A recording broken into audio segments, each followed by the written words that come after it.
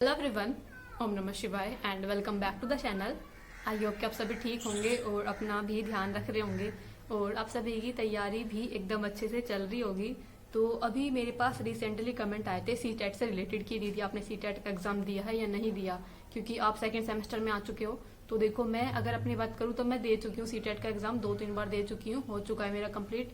तो जिन भी लोगों ने मुझे बोला था सीटेट के ऊपर वीडियो बनाने के लिए, देखो मैं एग्जाम के बाद बना दूंगी। अभी फिलहाल तो क्योंकि सभी को पता है 3 तारीख से एग्जाम शुरू हो रहे हैं, बीटीसी सेकंड सेमेस्टर का एग्जाम है 3, 4 और 5 में। तो इसके बाद जैसे ये एग्जाम कंप्लीट होगा तब मैं आपके लिए सीटेट की एक प्रॉपर वीडियो बना दूंगी कि कहाँ से आप पढ़ाई कर सकते हो, कहाँ से पढ़ सकते हो। क्योंकि अब सीटेट के एग्जाम को क्वालिफाई करना, इतना ज्यादा एग्जाम को क्वालिफाई करना मतलब इतना इजी नहीं रहा है। अगर आपको पता है तो कुछ चीजें शायद थोड़ी बहुत कुछ चीजें चेंज भी हुई हैं सीटेट के एग्जाम के अंदर, कुछ चीजों में चेंज आया है। तो थोड़ा सा आपके लिए और ज्यादा डिफिकल्ट होगा। थोड़ी सी दिक्कत ये है ना कि अब बहुत कम टाइम बचा है, क्योंकि अब जल्द ही, जहां तक मुझे लगता है अप्रैल में इसका सीटेट का नोटिफिकेशन आ जाएगा।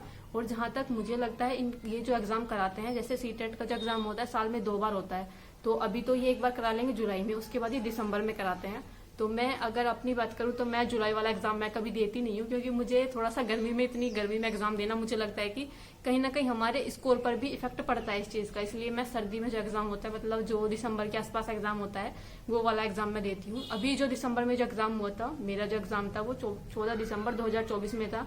उसका रिजल्ट वगैरह सब चीजें आ चुकी हैं, सभी चीजें मतलब जो डिजी लॉकर में जो उसका ऑफिशियल सर्टिफिकेट आता है वो भी आ चुका है, पास हो चुका है मेरा दोनों एग्जाम। तो एक चीज ध्यान रखना, अब सीटेट का लेवल ना वो नहीं रहा जो पहले आता था, बहुत कुछ चीजें चेंज हुई है। क्योंकि मैंने जब इस बार दिया था तो मेरा पहली बार था जब मैंने ओएमआर शीट पर सीटेट का एग्जाम दिया है, क्योंकि मैंने इससे पहले जब एग्जाम दिया था तब ऑनलाइन चल रहा था एग्जाम। जब से ओएमआर पर हुआ है ना एग्जाम, ये सीटेट का थोड़ा डिफिकल्ट हो गया है, थोड़ा नहीं मुझे लगता है कि ज्यादा ही डिफिकल्ट हुआ है। इसलिए स्पेशली सेकंड पेपर तो बहुत ही ज्यादा डिफिकल्ट हो चुका है, उसको बिना पढ़े पास कर पाना बहुत ज्यादा डिफिकल्ट है। तो सीटेट से रिलेटेड मैं आप सभी को किसी नेक्स्ट वीडियो में, मतलब जब एग्जाम खत्म हो जाएगा तब मैं आप सभी को उसके बारे में बता दूंगी। फिलहाल बात करते हैं जो कि मेरे पास कमेंट आए थे कि दीदी आपके फर्स्ट सेमेस्टर के एग्जाम के अंदर कितना परसेंटेज रहा था, पीटीसी के फर्स्ट सेमेस्टर में कितनी परसेंटेज रही थी, किस सब्जेक्ट में कितना स्कोर रहा था। अभी उन सब चीजों के बारे में ही बात करते हैं। और इन सबको बताने से पहले मैं आप सभी को ना एक चीज बता दूं, मेरी देखो थोड़ी परसेंटेज कम थी, मुझे पता है, क्योंकि मेरी राइटिंग थोड़ा सा बेकार आ रही थी और कहीं ना कहीं मैंने ना लिख भी ज्यादा ही दिया था, जितना मुझे नहीं लिखना चाहिए था शायद। क्योंकि जैसे पहली बुक थी और दूसरी बुक थी, या फिर सामाजिक विज्ञान वाली जो बुक थी, मुझे लगता है मैंने शायद कंप्यूटर वाली बुक में और संस्कृत वाली बुक में बी कॉपी नहीं ली थी। अदरवाइज मैंने सभी पेपर्स में बी कॉपी, सी कॉपी, इस तरह से कॉपियां ली थी। तो कहीं ना कहीं शायद वो ज्यादा लिखने की वजह से, और ज्यादा लिखने की वजह से आप स्पीड में लिखते हो तो राइटिंग थोड़ी सी बेकार हो जाती है। कुछ तो मेरी पहले से ही राइटिंग थोड़ी बेकार सी है, कुछ मैंने थोड़ा जल्दबाजी में लिखा, इतना ज्यादा लिखा, थोड़ी राइटिंग मेरी इस वजह से हो गई, जिसकी वजह से मेरा स्कोर ज्यादा अच्छा नहीं आया था। लेकिन मैं आप सभी को बता दूंगी कितना आया था, कि सब्जेक्ट के अंदर कितना आया था। और मुझे लगता है ना कि अगर ये एग्जाम ऑब्जेक्टिव लेना तो बहुत अच्छा स्कोर हमारा बन सकता है सभी का, क्योंकि लिखने वाले जो एग्जाम होते हैं ना, सब्जेक्टिव एग्जाम थोड़े से डिफिकल्ट पड़ते ही हैं। तो इस तरह से रही थी चीजें। और हाँ, एक चीज और बतानी थी भाई, जितने भी मेरे नंबर है, चाहे वो मेरे कितने भी कम हो, कितने भी, मुझे तो लगता है कि जितना मैंने पढ़ा था उस अकॉर्डिंग ठीक आए हैं। तो चाहे कितने भी हो, लेकिन मैं एक चीज प्राउडली बोल सकती हूँ कि हर एक नंबर, एक एक नंबर मेरा है। मैंने किसी से एक ऑब्जेक्टिव क्वेश्चन भी नहीं पूछा था, चाहे वो अति लघु क्वेश्चन हो या फिर ऑब्जेक्टिव क्वेश्चन हो, चाहे मुझे आ रहा था वो क्वेश्चन या नहीं आ रहा था, मैं अपने आप लगा देती थी। जो मुझे मेरे माइंड से लगता था कि हाँ ये होगा, मैं लगा देती थी। मैं वेट नहीं करती थी कि मुझे उससे पूछना है या मुझे किसी और से पता चल जाएगा थोड़ी देर बाद, नहीं। मुझे पेपर मिला, मैंने अपना ऑब्जेक्टिव फटाफट किए, फिर अति लघु किया, जो मुझे आ रहा था मैं तुरंत कर देती थी। ऐसा वेट नहीं करती थी कि किसी और से पता चल जाएगा, उससे पूछ लूंगी इधर पड़ोस वाले से, ऐसा कुछ नहीं था मेरा। जबकि मेरी सीट भी जो थी ना, वो पीछे वाली सीट थी, मतलब लास्ट से सेकंड सीट थी, लेकिन फिर भी मुझे किसी से कुछ पूछना नहीं था। मतलब ये था कि मुझे खुद से करना है, क्योंकि मुझे ऐसा रहता है, टीचर ना थोड़े स्ट्रिक्ट होते हैं, कब पता चला कि किसी की कॉपी ली और फाड़ दी। तो इसलिए मैं बिल्कुल किसी से बात ही नहीं करती थी एग्जाम वाले टाइम पर। एग्जाम खत्म होने के बाद और एग्जाम शुरू होने से पहले, तब तक अपना बात करती रहो आराम से। लेकिन जिस टाइम पर एग्जाम होता था उस टाइम पर किसी से कोई बात नहीं होती थी, मतलब एकदम बिल्कुल अपना गर्दन नीचे गिरी और लिखते गए। 2-3 कॉपियां भरती थी तो उसमें बहुत टाइम भी लगता था भाई, लिखना होता है, एक तो राइटिंग भी ऐसी है। तो चलो फिलहाल इन सब चीजों के बारे में बाद में बात करेंगे। अभी बता देती हूँ आप सभी को स्कोर क्या रहा था मेरा। तो बीटीसी के फर्स्ट सेमेस्टर में अगर मैं बात करूं, जो पहली बुक होती है ना बाल विकास वाली, इस वाली बुक के अंदर मेरे 50 में से 41 नंबर थे, जो कि मुझे लग रहा है कि ठीक नंबर है, क्योंकि पहली बुक है, इसमें लिखना भी इतना था। फिर मेरे नंबर मुझे लगता है ठीक आ गए थे, 50 में से 41। लेकिन फिर सेकंड बुक में मुझे पता नहीं क्या हुआ, बाल विकास, ये जो सेकंड बुक थी शिक्षण अधिगम के सिद्धांत, इसमें मेरे नंबर सिर्फ 50 में से 28 नंबर आए हैं। और इसमें मुझे ये नहीं समझ आ रहा कि कैसे आए हैं। कुछ तो इस बुक के अंदर कुछ एक दो क्वेश्चन ना ऐसे आए हुए थे जो बिल्कुल बुक से बाहर थे या आउट ऑफ सिलेबस ही थे, जो मतलब जो मैंने पढ़े नहीं थे बिल्कुल भी, जिनके बारे में कुछ आइडिया ही नहीं था। इस तरह के भी एक दो क्वेश्चन आए थे शिक्षण अधिगम वाले सिद्धांत की बुक के अंदर, इसलिए मेरे इसमें ज्यादा ही कम आ गए। 50 में से 28 नंबर है। तीसरी बुक थी विज्ञान की, विज्ञान में मेरे 25 में से 22 नंबर आए हैं। फोर्थ बुक थी गणित की, गणित में मेरे 25 में से 23 नंबर आए हैं, जिसमें भी मेरे 2 नंबर कट गए हैं, पता नहीं कहाँ पर। फिर आई थी सामाजिक विज्ञान की बुक, सामाजिक विज्ञान में भी मेरे 50 में से 39 नंबर है।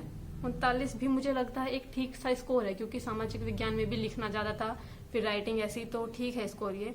हिंदी के अंदर मेरे 25 में से 21 नंबर आए हैं। संस्कृत में मेरे 25 में से 18 नंबर आए हैं, जो कि मुझे लगता है 18 नंबर एक ठीक स्कोर है, क्योंकि संस्कृत के अंदर और कंप्यूटर के अंदर मुझे बहुत ज्यादा डर लग रहा था कि भगवान जी बस पास करा देना, क्योंकि संस्कृत और कंप्यूटर बड़ा डिफिकल्ट लग रहा था मुझे पढ़ना उस टाइम पर, याद करना, तो भगवान जी ने बचा लिया। संस्कृत में मेरे 25 में से 18 नंबर आ गए थे।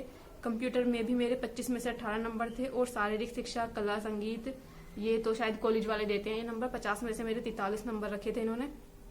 और इंटर्नशिप की मैं बात करूं, इंटर्नशिप में मेरे 100 में से 96 नंबर रखे गए थे। कॉलेज में जाकर मैंने अच्छे से इंटर्नशिप कंप्लीट की थी, मेरे 100 में से 96 नंबर आए थे। और प्रैक्टिकल के अंदर मेरे 100 में से 95 नंबर रखे हुए हैं। उसके बाद इंटरनल मार्क्स की मैं बात करूं ना, मुझे लगता है मेरे पास ना काफी सारे कमेंट आए थे कि दीदी आपका रिटर्न में स्कोर ठीक है, लेकिन आपके जो इंटरनल मार्क्स रखे हुए हैं, जो कॉलेज वाले रखते हैं, वो नंबर कम रखे हुए हैं, इसलिए आपकी परसेंटेज कम आई है। तो एक बार आप सभी कमेंट करना कि क्या मेरे इंटरनल मार्क्स कम रख रखे हैं कॉलेज वालों ने, फिर पता तो चले क्या मतलब क्यों रख रखे हैं। तो खैर अपने आप ही रखते हैं ये लोग, इनका कुछ पता नहीं रहता कि किस बच्चे के किस अकॉर्डिंग रखते हैं, तो इन्होंने अपने आप ही रखते हैं। तो पहली बुक थी बाल विकास वाली, इसके मेरे इंटरनल नंबर जो आए थे वो 42 थे। और सेकंड बुक शिक्षण अधिगम के सिद्धांत, इसमें 41 नंबर थे। विज्ञान में 21 नंबर थे, गणित में 21 थे, सामाजिक विज्ञान में 44 थे, हिंदी में 20 थे, संस्कृत में 22 थे और कंप्यूटर में 21 नंबर थे।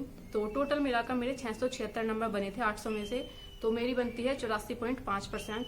तो यही था मेरा कुछ स्कोर फर्स्ट सेमेस्टर के अंदर। इधर मैं साइड में पिक्चर लगा दूंगी ताकि आप क्लियरली देख पाओगे कि इस सब्जेक्ट में कितना स्कोर रहा था।